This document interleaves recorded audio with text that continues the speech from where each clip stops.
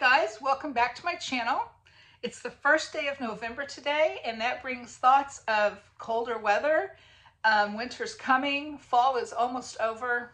Our leaves are falling from the trees now. We had a beautiful autumn this year, lots of pretty color where I live. I wanted to pop on today and talk to you all about preparing for winter. And in thinking along those lines, there are some things in the news that I know we've all been hearing about, and I'm just going to go ahead and throw that out there. I'm hearing right now of a diesel shortage, a possible diesel shortage in our country. One article said it would mainly affect the southeastern states in the United States. And while that might be true, we all know that those trucks, they go all over our country, right? So I'm thinking if it's going to affect one area of my country, the rest of us just as well batten down the hatches and get prepared for it, right? I don't know how serious it's going to be. I don't know if it will be avoided at the last minute like a lot of these news items are.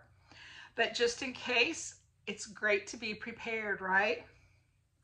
You need to think ahead several weeks. And Thanksgiving is just, what, 3 or 4 weeks away right now. So we need to be thinking, what do we need for Thanksgiving, for that holiday meal? You know, go ahead and get the things that you need, your sweet potatoes, your onions and celery. Get them in the freezer if you need to keep them fresh, but at least you'll have what you need for your holiday meal, right? When we know that there's something on the horizon that might disrupt our supply chain, we need to prioritize. We need to make lists of the most important items that we feel like we need and get what we can when we can. We know the food items that we're putting on our pantry shelves. Just keep trying to do those. Keep trying to stock those shelves. Preparing for winter coming up. There's a lot of things I do in the fall to prepare for winter. But right now I've been noticing on videos on YouTube, especially in the UK, things are really tough over there. The utility bills are high, and also in the States, I've been hearing of utility bills that have increased up to 47%. That's a lot. That's a huge increase, right? So we could have high utility bills, fuel shortages. Now we've got a diesel shortage looking at us in the future, you know, like in the news right now. Those are all negative things that we hear about constantly. And sometimes that can be overwhelming and we just don't hardly know what to do, or even if we can do anything about that. And while we might not be able to do anything about the problems that are out there, we can do a lot to prepare our family to make it through these situations really as good as we can. And whether or not we have negative impact on our lives this winter, this is just a great time of year to get to do an inventory and get what your family needs. I do this every fall. I've always kind of used the fall as that kind of a time. Clothing needs for the winter: socks, underwear, pajamas, mittens, gloves, scarves, hats, all of those things that, you know, you might need, your family might need, your kids might have outgrown their shoes from last winter, their boots, whatever. Take note of that. I used to keep index cards in my purse. I would have an index card for each family member with their name on it, their shoe size, pant size, shirt size, coat, you know, all of the sizes to clothe them. And then I would do an inventory of their closet, and I would make notes of what that person needed in their clothing to get through the winter. And then when I was at Walmart shopping around, I would pull my cards out of my purse and just see what I could find, if there was anything on sale, if, you know, and be able to get that item marked off my list. And this is a great time to do that, to get your list out and just go through each person's closet, see what they need, and make that list and try to work on getting those things that your family members need. As far as keeping warm and keeping your utilities bill down, I can't talk today, I'm so sorry.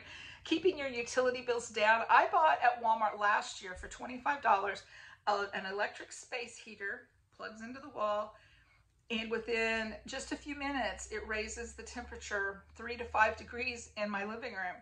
And it costs far less to run that little space heater than it does for my furnace to kick on all day long. That's one thing we've done. I always keep a great big basket of blankets by the love seat. and they're always washed clean, and people just grab a blanket, and while we're watching TV, we just have a blanket over our laps, and that's a nice way to stay warm as well. That lets us keep our thermostat turned down a little bit more than we maybe would have, because we've got the blankets and a space heater to keep warm. I was just thinking, I don't even know why I keep my thermostat set on. Brent usually just does that. So anyway, however you're comfortable, that's up to you, of course. But those are some ideas of how to keep warm when things get cold, when the weather takes a turn for the cold. So as far as our food prep, just keep doing what you're doing. Keep getting food on your pantry shelves. Try not to stop doing that. A great pantry staple for the winter time is soups. I love to have ingredients on my shelves for soup in the winter. Chili, vegetable soup, those are so easy to prepare for. The Bear Creek soups, all you do is add 8 cups of water and you've got a really good pot of soup on the stove. And soup is warm, it warms the body, and it also feeds a lot of people. So there's also that. Vegetable soup is a great thing to do.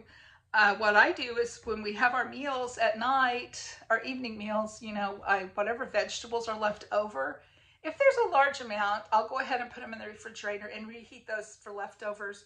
But if there's just a small amount, I'll go ahead and put them in a Ziploc bag, a gallon-sized freezer bag. And just, you know, I might dump corn in there tonight and green beans tomorrow night and peas, whatever. Just all your vegetables, just dump them in this bag and keep it in the freezer and just add to it.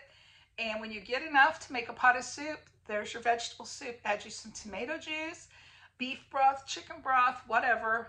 And there's a nice pot of vegetable soup ready to go. Wonderful way to use your leftovers. My ring light just shut off, so I'm going to look different all of a sudden. I don't use filters, but I've noticed when my light is on and off, I look different according to my lighting. So anyway, I'm just about done with my video anyway. So keep those things in mind for getting ready for the winter. Let me know in the comments below, what are some things you do to prepare your family for the winter months? And be sure and like my video. That helps the algorithm on my channel. Subscribe if you're not subscribed. Welcome to my channel. I love new subscribers. I enjoy getting to know people. Most important of all, I enjoy your comments. I love getting to know people through the comments in my videos. So I hope you all are having a great week, and I will talk to you soon. Thanks for watching.